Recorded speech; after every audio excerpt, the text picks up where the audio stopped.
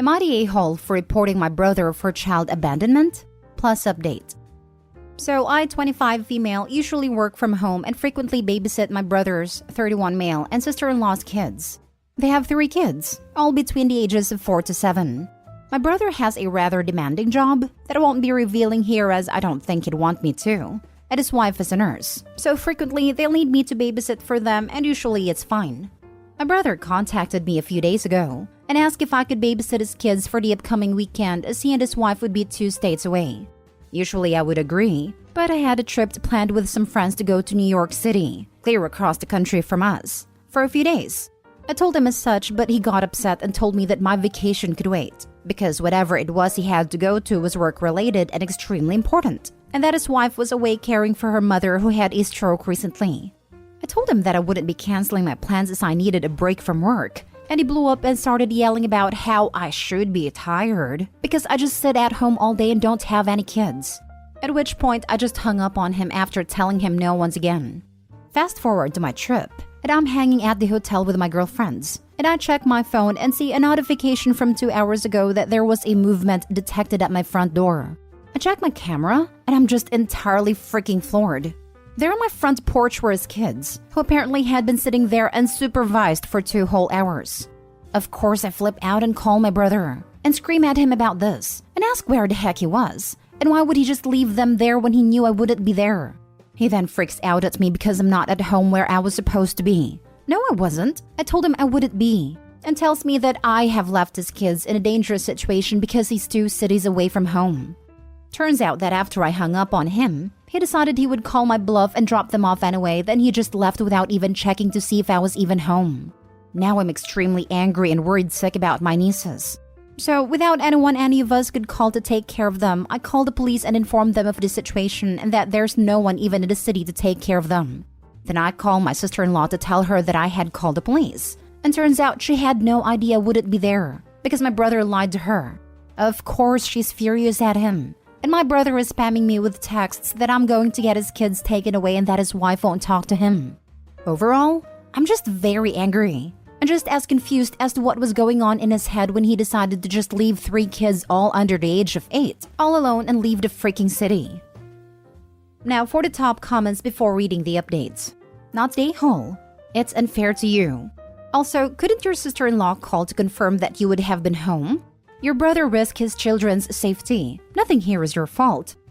I don't really blame my sister-in-law. My brother flat out lied to her, and she had no reason to believe that he would pull a stunt like this, so she believed him.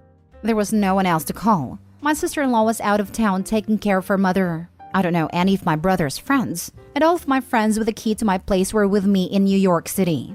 Our parents also don't live in the same state, so they couldn't take them either. It seems odd because this entire situation is bizarre. I can't give you an answer to half of these questions because I don't know what was going on in my idiot brother's head when he pulled the stunt. As for letting them inside, my brother is forgetful and loses his key to my house every damn week. Either that or he left them and drove off so that when I opened my door, which I wasn't going to obviously, I'd have no choice but to babysit them. He knows my front camera alerts me to motions outside my door, so that may be why he doesn't bother ringing the doorbell. As for whether or not anyone else saw them, I don't know. I don't really know any of my neighbors, nor I have spoken to them about this. Not the a-hole. What your brother did was so dangerous, reckless, spiteful, and idiotic. He was playing chicken with you, with his children's welfare. Father of the Year. No way should anyone ever just drop their kids off at a doorstep and leave. I won't even do that for adult friends at their own houses. I always hang around to make sure they get inside. I feel bad for your sister-in-law, that she may also have to deal with any fallout, but your brother absolutely needed a wake-up call from the cops. I would kick my significant other to the curb if he did this, so I could keep my kids. I wouldn't be losing them because he is a horrible parent. Not the a-hole. He asked, you said no, repeatedly. And he called your bluff? These poor kids. I hope brother and sister-in-law have good insurance because the therapy sessions these kids will need to deal with this abandonment will not be cheap. A few hours won't be enough. Think about it. Kids' view. Mommy is at Granny's place because Granny's sick. Mommy's not here for us. Daddy drops us off at Auntie's and drives away. He left us. Auntie doesn't open the door. Does not want us. Again, kids' view. I'm hungry, thirsty, tired, need to go potty. It's cold, hot, dry, wet? I'm frightened. Where's everyone? There is a strange man or woman walking a scary dog. Why is the police here? Where did they take us? Where's mommy, daddy, and auntie? Who is this lady asking us questions? CPS. Who is this lady tucking us in? Foster parent / emergency placement, etc., etc. He fears he will lose the kids, and sister-in-law isn't speaking with him? He deserves it. Heartbreaking. You know what happens when you have an important event and no childcare? You miss the event. You attend remotely or you bring your kids and hope they'll be chill in a corner of the room with tablets, headphones, and snacks. People are ridiculously indulgent toward men who take their kids places. Your brother had choices, and he made a terrible one. Opie, if there was no family in town, I really don't see that you had any other choice. Really? What if you didn't have a high-tech front door camera? Best case scenario, a kind stranger would have called the police. That's the best case scenario. Not the a-hole. And now for the update. I couldn't post an update to the original sub, but I realized people were following this account in hopes of an update about the situation.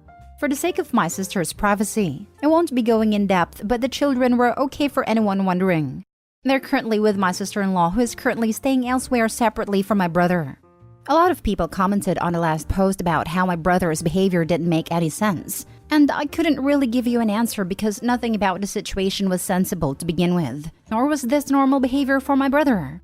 It was entirely out of left field for him, and prior to this, I would have never assumed he would do something like this. He was oftentimes busy with work and so couldn't spend a lot of time with the girls, but when he could, he spent every second with them. He was very caring and conscientious when it came to them. However, it has recently come to light that my brother has been having some sudden onset mental issues and seemed to be in some sort of manic state when this occurred. I don't know if my sister-in-law will continue her marriage to my brother, but we're looking into getting my brother some help and treatment. As of right now, he's in an institution willingly, and when he gets out, we will be there to look after and support him. Thank you all for your well wishes and have a blessed day. Well, I was not expecting that ending at all. My bets were on drugs, affair, or something highly illegal. Didn't see this one coming. Same here. After the RV story, I totally thought it was an affair. One of my friends had a neighbor who would drop off / abandon her kids whenever she felt like a break. Neighbor would literally lower them over the shared back fence. My friend would look out of her patio window and see 2 extra toddlers playing in the backyard. Surprise! This was annoying but manageable when she was home with her own small children, and 2 extra wasn't a massive burden. It was, however, intolerable when she had her kids at daycare so she could work. It was downright dangerous when she went on holidays and the kids were left in a wet wintry garden for a couple of hours before the other neighbor heard them crying and called the police. The neglectful mother was indignant and angry to be charged and moved out shortly afterwards. No one on the street missed her, but those poor kids. Neighbor would literally lower them over the shared back fence. What the actual hell? That's basically illegal border crossing, but house scale. Kinda had a feeling it was probably a mental health thing as soon as she said that her brother had just left the kids on the doorstep. I know that some people are just awful parents, but something didn't really add up. It's good to see that he's getting treatment though. I have a bipolar friend. He's staying on his medication these days. But if he was unmedicated, this is totally something I could see him doing. Basically, any idea he gets in his mind when he's manic is the most amazing idea ever and will totally work out perfectly, and there's no way you can convince him otherwise. Next story. Am I the a-hole for telling my wife she either starts working or her adult kids pay rent? I've been married to my wife for 5 years. She has 2 kids from her previous marriage. Jason, 22 male, and Carla, 19 female. When we married, my wife still had 50-50 custody of her kids and she wanted to move into my house. I converted the attic into a bedroom so both of her kids and us could have our own rooms.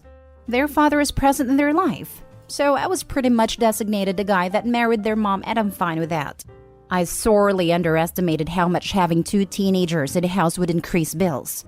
When I was single, I could do my mortgage and bills fine on my own. Post-marriage, everything but the mortgage has gone up, not including spending money for the kids and their extracurriculars. My wife got child support from her ex and some extra help with her expenses, which helped a bit while she had it. But I still had to dip into my savings a lot. It was really important to my wife to be a stay-at-home mom until they graduated. It was tight, but we made it work.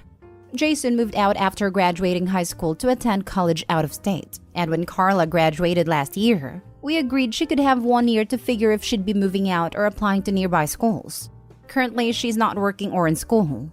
A few days ago, I go into the kitchen and my wife was on the phone with Jason and she told him that he was more than welcome to move back in and that she was excited to see him when he got here. After she hung up, I told her that she should have run that by me first so we could discuss it. I wasn't opposed to it, but told her he should know what he'd expected to contribute if he's moving in. She responded that she had always told her kids that they would always be welcomed home whenever they wanted and not have to worry about expenses. I told my wife that was really nice of her, but she made that arrangement with her ex-husband when they were married. She didn't make that arrangement with me. If Jason moved back in, he'd have to pay rent to pitch in with groceries and utilities he'd be using. And it probably should be the same for Carla, so it's not one sibling paying while the other isn't. She said they're her kids and shouldn't have to pay to live at home. So I told her if she felt that strongly about her kids not pitching in now that they're adults, she could go back to work.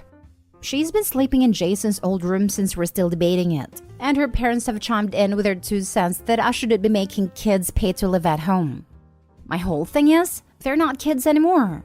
When they're 40, they'll still be her kids. But that doesn't mean treating them like minors. Especially if it means someone else footing all the bills.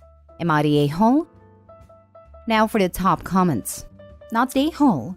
They absolutely should contribute. The biggest issue here is your wife not having a job though. How is she supporting herself before?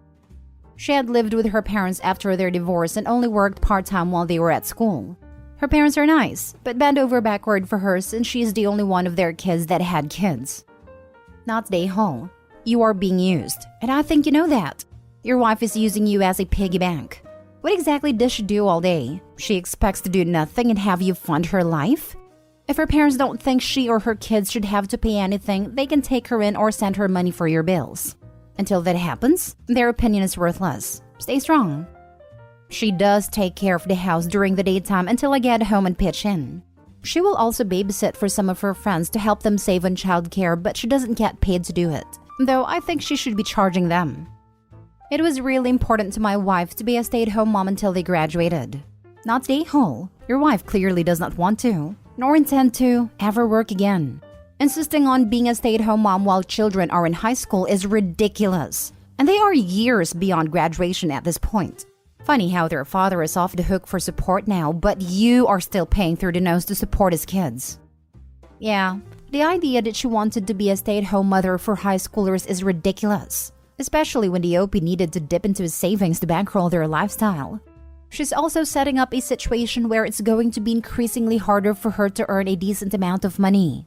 It isn't right, but it's often much harder for people to get hired if they've been out of work for a long period of time. Now for the last story. Am I the a-hole for questioning why I wasn't invited to a baby shower for a child that I'm carrying? My boyfriend and I have been together for 4 years. We lived separately. He was 30 and lived with his parents. I was 31 and lived with my 6-year-old. We had our baby on September 14th, while the baby shower was sometime in August. His aunt decided to throw a baby shower for him. She said it would be a male's version of a baby shower. Men only, but that was a lie. She invited his mother, her daughter, his cousin, and herself of course, but she said I wasn't allowed to come. If it were men-only baby shower, then why were those women there? Also, that would only make sense if it were a bachelor party. I was carrying the baby, and I wasn't allowed to be there. All my boyfriend said to me was that it was out of his control. I feel like he should have stood up for me and said it didn't sound fair, that it should be a baby shower for the both of us. Every baby shower I had been to always had both parents. Also, I didn't feel like he deserved a party looking like he's the father of the year, because he didn't even show up to many of my baby appointments except for 2 of them. One being when we found out the gender. It was on my birthday, but he had to leave shortly after the appointment because he was spending the day with his mom. On my birthday. Also, they lived together. Another appointment he came to was a 3-hour glucose test, but he spent half that appointment on the phone with his mother. Also, he wasn't there much for me during the pregnancy when I was throwing up or needed help lifting something. I had to do it mostly by myself. Again, we are together. Maybe this would make sense if we weren't together. He tells me that the baby shower wasn't out of spite. that it was supposed to be guys only, with the exception of his mother, aunt, and a cousin. Yet I'm the mother. Not the a-hole and big yikes. I wish you weren't linked to this man for the rest of your life, because he's married to his mom, and you're the other woman. Not the a-hole. Mama's boy alert. You would be the a-hole if you even think that he is your boyfriend. No, he is not. He may be with you at times for whatever reasons, but it is not because he is your boyfriend. His family is his heart, not you. You need to start working with the legal authorities/attorney to get some child support paperwork in order and make sure you get legal custody. I can see his mommy pushing him for custody so she can be mommy to his baby, not you. Your 6-year-old is watching this unfold, learning from you what a true relationship is. So do better. Set better examples for your child. Does he live with you now or still with mommy? You wrote, again, we are together. No. Your words say differently. Your words say you are not. Did your family/friends throw you a baby shower? Did he attend? Did his family attend? Where are all the items from his baby shower? At his mommy's house? You would be the a-hole OP if you don't do what this comment says. You need to legally protect yourself and your baby. He isn't your boyfriend, and is probably only coming over to sleep with you.